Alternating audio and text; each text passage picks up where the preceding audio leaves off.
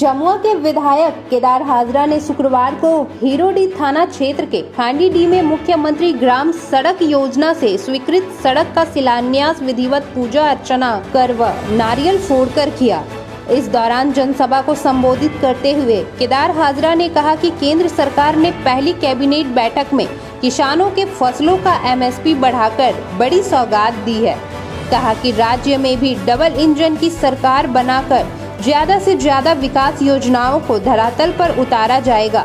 श्री हाजरा ने कहा कि वर्तमान सरकार हवाई घोषणा कर जनता को गुमराह कर रही है। चुनाव के वक्त जिन घोषणाओं के जरिए उन्होंने जनता से वोट मांगे थे उसे ठंडे बस्ते में डाल दिया गया है और अब इस सरकार के 2 माह का कार्यकाल बचा हुआ है तो यह नित्य रोज झूठ बोल रही है और लोगों को सब्ज बाग दिखाकर गुमराह करने का काम कर रही है।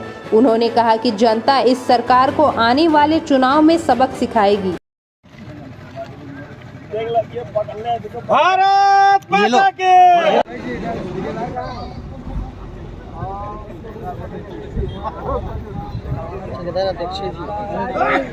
ये है आप लोगों ने जो आज यहाँ के सांसद महोदय को आप लोगों ने जो हमारे इस जमुआ विधानसभा के विधायक परियोजना पर अधिकारी बनाने का काम आप लोगों ने किया, इसके लिए मैं कोटि आप लोगों को धन्यवाद देना चाहता हूँ, क्योंकि जनता जनार्दन होती है। सबसे बड़ी बात है आज हमारे माननीय विधायक जी उल्टा कमाल और ना लिया करो विकास दा बनवाइए ले रहे ना आप लीजिए मेरा चल रहा है गरम हो गया हमारी हिट हो गया पत्थर ला रे सरो पत्थर रफ्तार पकड़ेगी। इसलिए डबल इंजन की सरकार अगर आप राज्य में बनाते हैं, बीजेपी के नेतृत्व में यहाँ सरकार बनती है तो निश्चित तौर पर जो विकास था अधूरा जो इन लोगों ने छोड़ा है उसको पूरा करने का काम करेंगे, ये भरोसा आपको दिलाते हैं।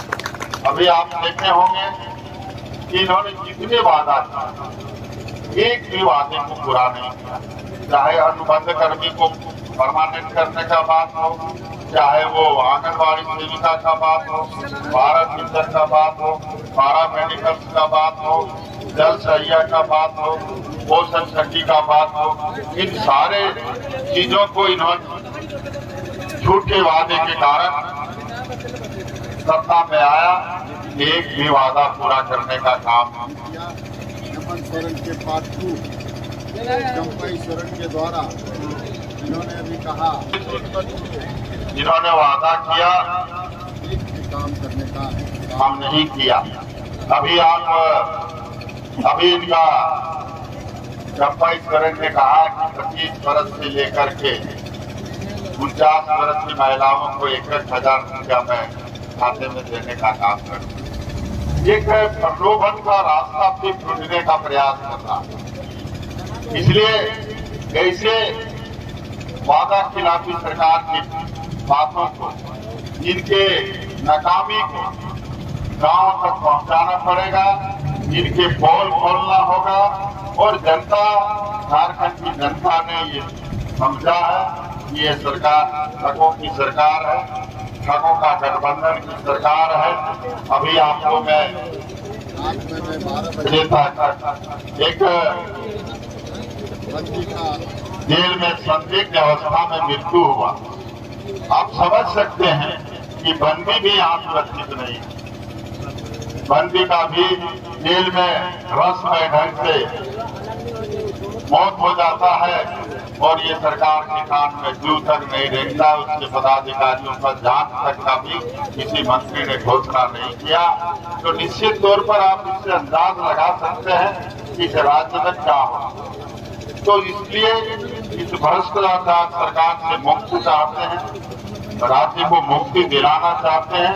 तो आने वाला समय में भारतीय जनता पार्टी के नेतृत्व में यहाँ पर सरकार बनाने का काम करिए और जो झारखंड 5 साल पीछे चला गया है उसे फिर विकास के पथ पर लाने का काम करिएगा तो निश्चित तौर पर आने वाला समय में उन्नत झारखंड का निर्माण होगा, झारखंड भ्रष्टाचार मुक्त झारखंड होगा।